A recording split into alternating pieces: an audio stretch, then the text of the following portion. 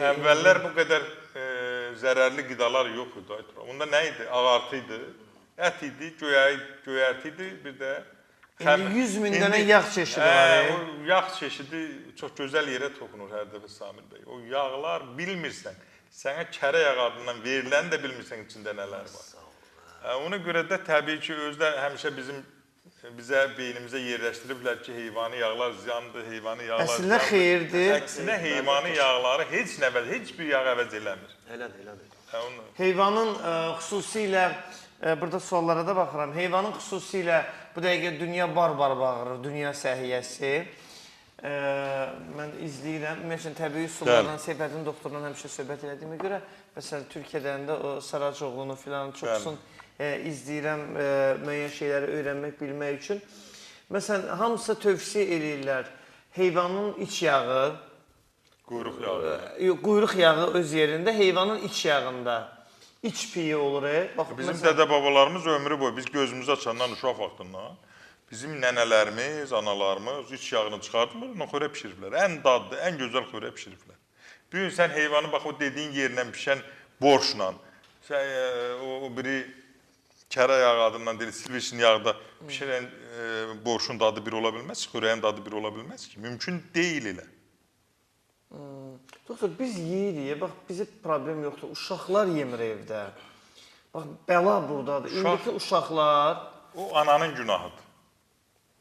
Ana uşağa təbliğ eləyib, o uşağı yedirtmək üçün o biraz qoxu olur da, iyi olur. Heyvani yağlarda görürsən, spesifik də, yəni iydən... Əslində gözəl qoxudur. Gözəl qoxudur.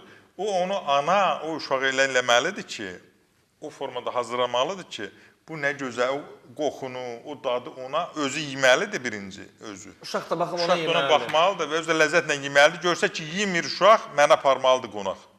O qədər həvəslə, iştahla yiyəcəm, uşaq yiyəcək. Sən bilirsən nə qədər adamlar belə eləyirlər. Doğrudan. Mən sən söz deyirəm. Demək, Tural, bu Novruz bayramında əziz tamaşaçılarımız, nəsə marketlərin birinə getdim, sprey yağlardan aldım. Bildiyimiz margarində, nədir onlar da, tutaq ki, bir ədədi 4 manat idi. 4 margarin. Dedim də sizə, verilişdə demişdim. Nəsə, 2 dənə aldım, güya 8 manat verirsən, ikisini alsan, biri də üstündə hədiyyə. Təbii ki, biz kərə yağından istifadə edirik evdə, yemək üçün. Amma deyilimiz şirniyyatdır da, şirniyyatı hamı ondan alır, belə kütləvi surətdə. Mən də aldım. Aldım, apardım evi, evdəkilər mənə deyir ki, onu doğra, bizə ver. Bizə ver, şirniyyat edeyim də. Tural, inan səmimiyyətimə deyirəm. Deməli, mənim 2 gün baş gicəllənməm dayanmadı. Uşaqlar mənə deyir ki, psixoloji özü şey eləmirsən, ona görə öyle olub. Amma deyirəm, valla psixoloji deyil. Yağın iyisi əlimdən getmirdi. Bax, Əlimi Xuraman bizim gözəl aktrisamız, o da gördü nə vəziyyətə düşdüm.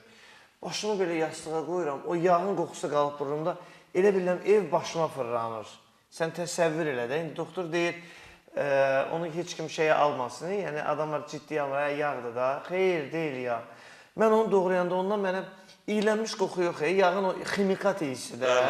O yağ məni necə vurdusa, təsəvvürə gətirə bilmir. Ürəyin içim yerindən çıxdı, belə o yağın qoxusundan. Əlimdən zaten da getmirdik və əlimi yumuşam.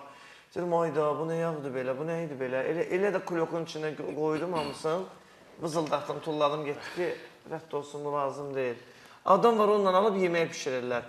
Niyə görə biz gedirik kafelərdə, restoranlarda yemək yeyəndə, mədəni düşür partlamaya. Ya ishal olur. Joga verir, ya düşürsən ishala, qarın ağrısına, ya qaytarırsan. Dəhşətdir. Yəni, budur da xəstəlik. Adam belə açıq-aşkar da deyə bilmirik. Yəni, xəstəlik yaradan budur.